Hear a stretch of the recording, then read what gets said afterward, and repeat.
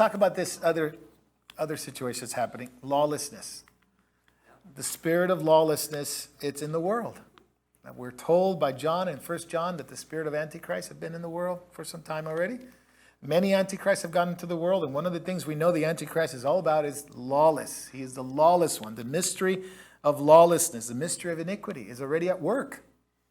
It's only him who restrains it that won't allow the full revelation of the Antichrist to come in. Now, we know the restrainer, the katakon in Greek, means somebody who restrains evil, somebody who restrains really Satan and the Antichrist from coming on and revealing himself. Now, we would teach that it would be the Holy Spirit. Now, there are some believers who say it's an angel. I would disagree with that. I think the only true person, the only true being that can really resist evil to this degree, it's the Lord. And the book of Genesis 6 tells us that. It says the Spirit of God did not strive with man forever. It will not strive with man. And it gave a prophecy that its end will be so many days. And it will be so many years. And it was lawlessness in the time of Genesis 6, time of Noah. And it was the Spirit of God who says enough was enough, and it would not restrain anymore. And then it just became an absolute horrible place to be. And God had to judge the world. And not only what happened with the Nephilim, but the lawlessness and the hardness of hearts and the violence that was in the land. Well, we're living at a time of Noah again. And the lawlessness and the violence that you see. I have video after video. I think I've made Anthony really bored about all the videos that I sent him now. Keep sending them. Video after video. Surveillance cameras in L.A. You can go, I can't remember the name of the website or the name of the I don't do social media much or very well at all. I think it's called The People of Los Angeles. You can look it up. You can find it. I don't know if it's on Twitter or Instagram. People of Los Angeles. Anyway, they record a lot of this stuff of the violence and the lawlessness in L.A., specifically L.A. Video after video of surveillance, people being followed to their home. Rich areas, very wealthy areas in Torrance and South Bay, Beverly Hills. People being followed up to their home and being manhandled, being accosted in their home, and the cameras catch them. And Asian communities, Hispanic communities, white communities, black communities, doesn't matter. Obviously, it's not going to be any safer in any community. And this is from LAPD. This is a detective in LAPD. He says, this is like the movie, he says. Speaking of movies, this is like the movie The Purge, he says. Is anyone familiar with that movie? Okay. I think I know which one it is, but there's like 3 of them, and I've only seen like the trailer for one, and it was pretty bad. And it was basically, I think is that the one that they get 1 day to purge all their violence and all that stuff? Okay, so you guys, Susie, you seem to know quite well about this movie. Can you come up and share with us what this movie's about? No, I'm totally kidding. But anyway, this is what this detective said. It's like The Purge. He says, everybody is for themselves.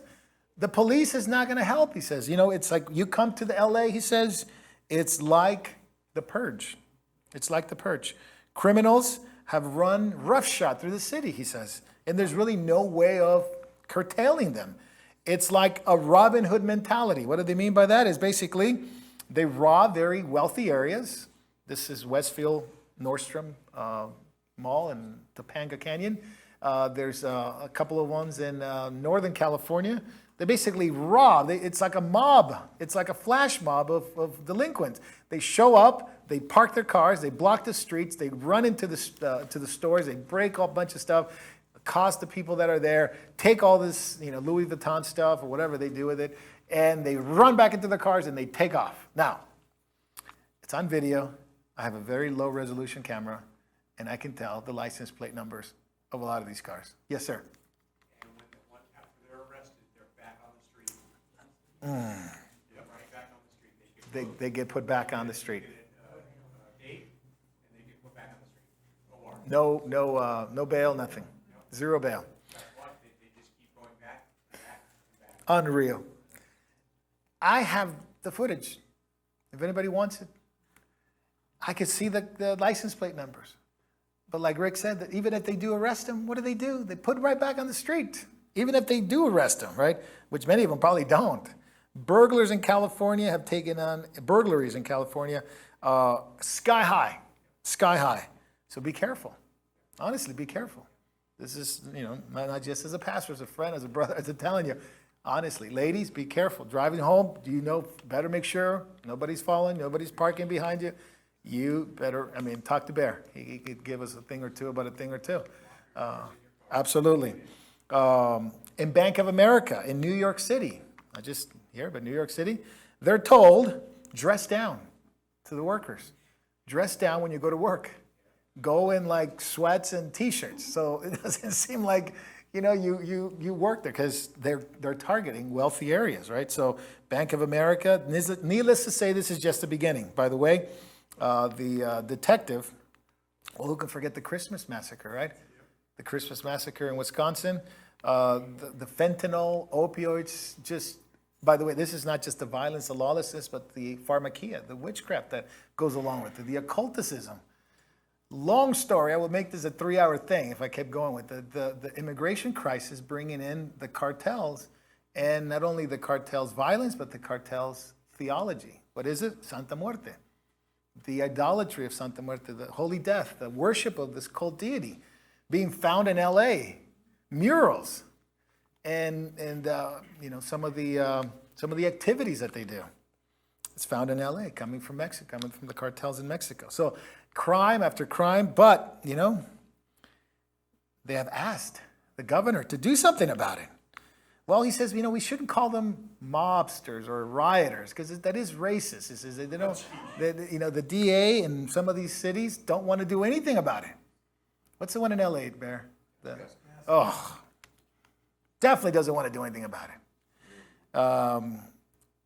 Anyway, so the press secretary, Jen Psaki, was asked about this, because it's like, hey, the violence, it's already kind of known in the world. Like, the world's looking at this. She says, well, you know what she says? It's the virus. The virus is causing grab and thefts. Now, who could believe this junk? I don't know, but people believe that they still have their job.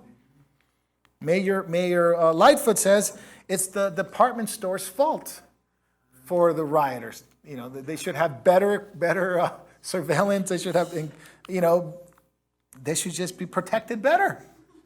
So it's almost like a joke, right? It's almost like lawlessness has led to blindness and madness from the leaders. It's like having Caligula or Nero in power. And you're sitting as a Christian, imagine being a first century Christian and going like, who picked these guys, right? But it's God who gave them to Rome. Now, believers are the righteous believers they get to deal with this. Well, it's not just a judgment on us, but it's a judgment on society. Now, we could be a godly people in an ungodly society, absolutely. And it's a real test. It's going to be a real test of lawlessness and violence in our nation and in our cities. And what do we do with it, right? Because lawlessness will abound, the love of many will grow cold. Make sure that doesn't happen to you. Jesus warned us about days like this, that it should not affect your love for one another.